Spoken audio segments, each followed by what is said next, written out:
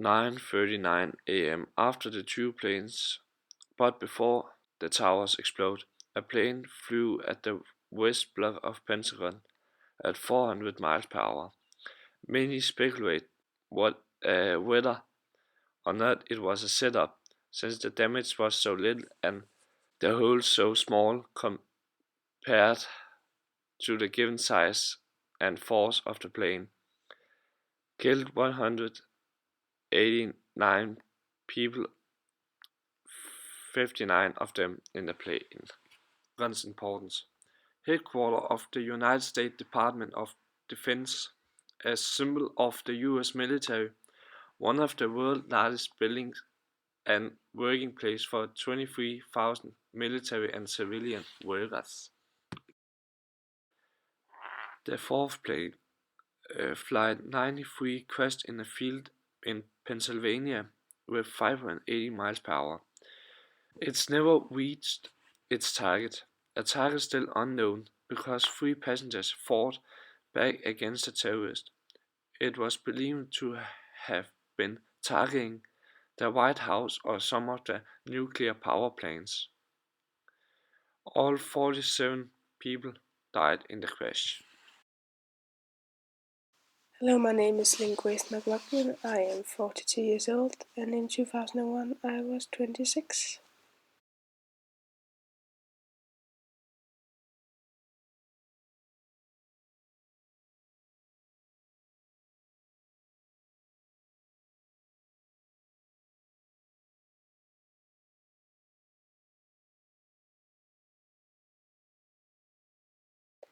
The towers meant quite a lot for me and for whole America. They were a sign of wealth and business and something good. The World Trade Center was a center of international trade, and they were a popular landmark. At the same time, I had a hard time not to be judgmental of the people who worked in the World Trade Center. But after the attack, I never thought of it like that again, never. The incident just changed it all for me, drastically. I was resting at the fire station after a long night shift, and suddenly every single firefighter was called in to assist. It was probably about 8:45 or something, and I found out that a plane had hit the North Tower. 8:46 a.m., New York City, New York. American Airlines Flight 11 is allegedly flown into the North Tower by Mohammed Atta. This is the widely known video of the attack, shot by Jules Naudet. And I was just shocked. I was like, I didn't know what to say. When I got there, it was just chaos. People were everywhere, debris and military people just everywhere. It was just dust everywhere, and I had such a hard time breathing. And I could just hear screams and cries everywhere. It was horrible. I have never experienced anything like that. I made 2 trips into the North Tower and 4 trips into the South Tower. And one of the trips I saved a 4-year-old boy whose mother was standing outside, ran into the building again. And suddenly the towers just fell, and it surprised everyone. Something's coming out. See that? Oh my god, the whole building is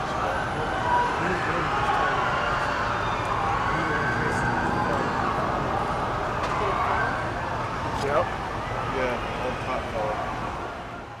110 stories of business and success just turned into dust, and suddenly there was nothing.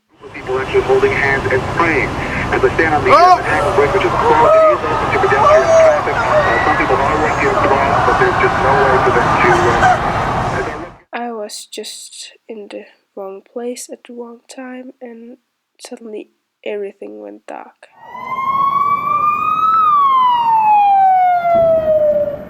I woke up in the hospital after a week, and I found out that I had a missing leg and I could not hear on one of my ears, and I have lost some fingers on my hand, and I just felt horrible. I lost all the energy and I didn't even want to live anymore.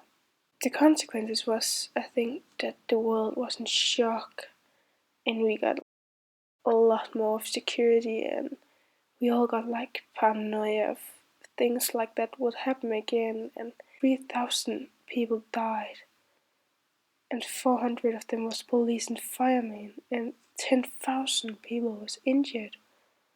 And we took like 9 months of cleaning, and it was just horrible. I have never, and I don't think I ever will experience something like that again. Myself, I took weeks of recovery. I just thought my life was over. I just retired as a firefighter, and a short time after I met my mother again, and she just thanked me so much for what I did, and that just made me want to live again. It just turned my life completely around. I was decided to learn to use a prosthetic leg, and short time after that I went back to being a firefighter, and I actually got a tattoo to remember that day.